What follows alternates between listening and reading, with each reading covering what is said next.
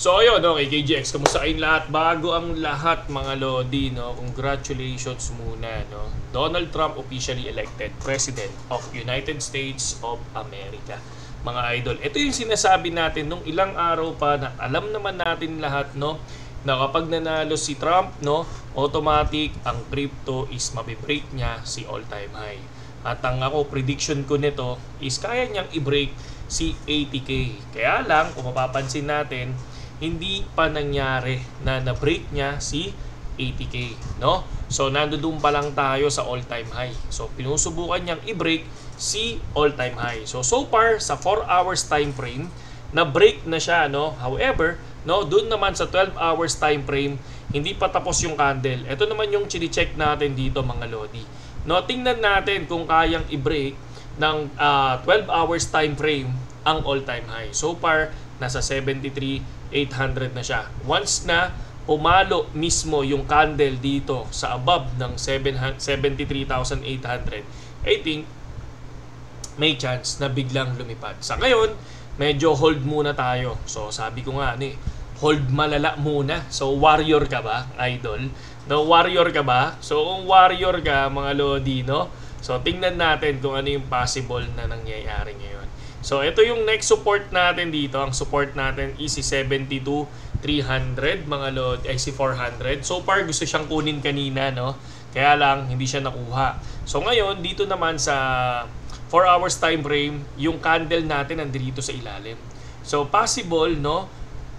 Pwede siyang bumaba, pwede niyang kunin muna to si 72,400 bago siya tuluyan mag-bounce. Pwedeng mag-bounce yan. So tinitingnan ko kung kukunin pa ba si 69. So medyo malabo ako dito ngayon, no? Wala dito yung utak ko ngayon kay 69. So nandito muna tayo ngayon sa 72,300 or 72,400. So far medyo grabe, no? Kaya medyo tahimik ako ngayon, hindi ako nagtitrade muna kasi kung titingnan nyo, yung spot natin ay 0, no? USDT. Bakit 0 yan, mga lodi? Kasi alam nyo anong ginawa natin? Ito yung profit natin.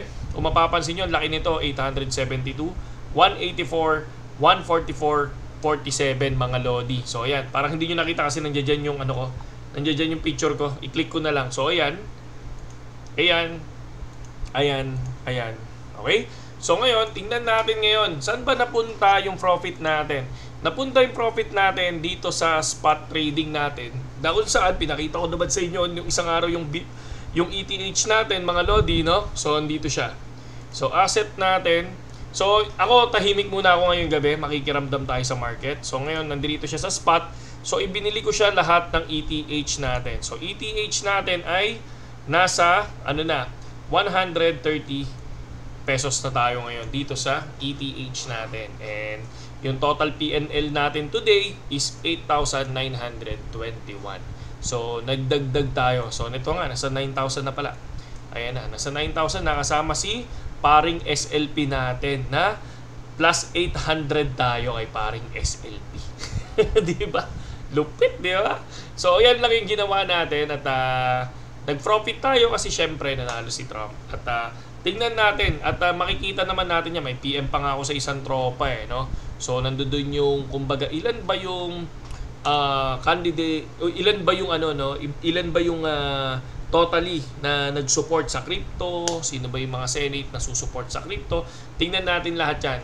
Pag-uusapan natin sa susunod na kabanata, mga lodi, no? So grabe yung lahat ng mga ngayon, no? Pumaldo ngayon. Congratulations sa inyong lahat. So far, yun lang muna yung ating news. Ito, meron akong future na 1,173. Ito yung lalaruin ko mamaya, no? Pero ito, wala na yan. Basta nilagay ko sa spot yan, hayaan ko na lang yan next year. Subukan natin kung ano yung pwedeng mangyari. Kasi may inaabangan tayo, mga lodi, no? Ano ba yung inaabangan natin next year? Sige, talakayin na natin dito kung ano yung inaabangan natin next year. Kasi warrior ka di ba? Kung warrior ka, so tingnan natin to. Ngayon kasi, yung nangyari na to, is nangyari na before. No, paano nangyari before? Tingnan nyo yung 1 month time frame natin. So, ito yun. So, kung titingnan nyo, ito yung bull market dati, no? From October 2020 to March 2021. And then, dyan siya nagkaroon ng drop. Nag-drop siya halos nasa 45%, no? From 63 to 39. And then dito na yung bull market natin nung nakuha niya 63 tapos 69 ang bull market, no? 66 o 69 ba 68, sabi na 68 or 3.4 million dati kasi ang baba lang ng dolyar noon. So ngayon kung titingnan natin, nagkaroon ng big drop tapos sabay umangat lang siya ng konti doon sa dulo na yun. So ngayon ang nangyayari dito, ganun din, no? Ayan. So kung titingnan nyo, pasensya na sa graph natin. So September to, October, November, no? Parang ito yung 2020 mga lodi, no? From October, no?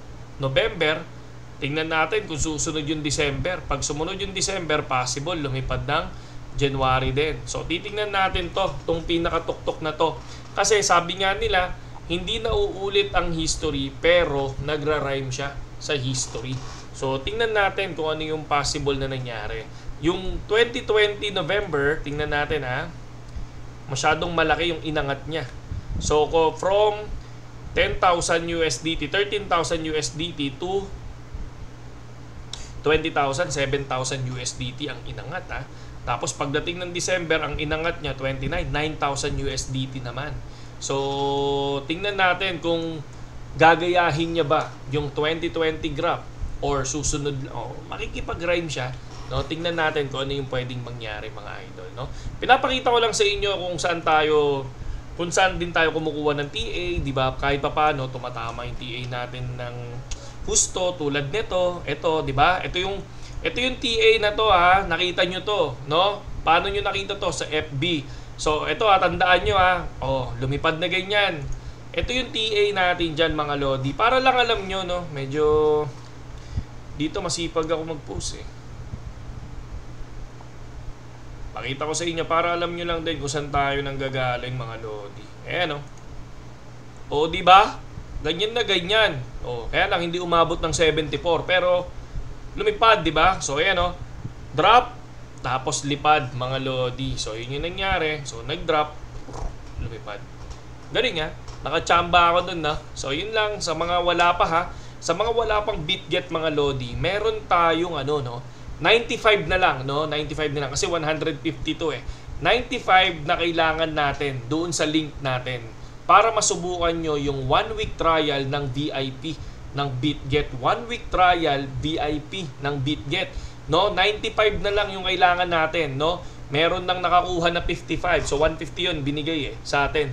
Ngayon 95 na lang. Unahan na lang kayo, no? Kung sino yung gustong pumasok doon sa VIP ng BitGet para at least kahit paano masubukan nyo maging VIP mga idol. Okay? Saludo sa inyong lahat KGX at magandang gabi sa inyong lahat.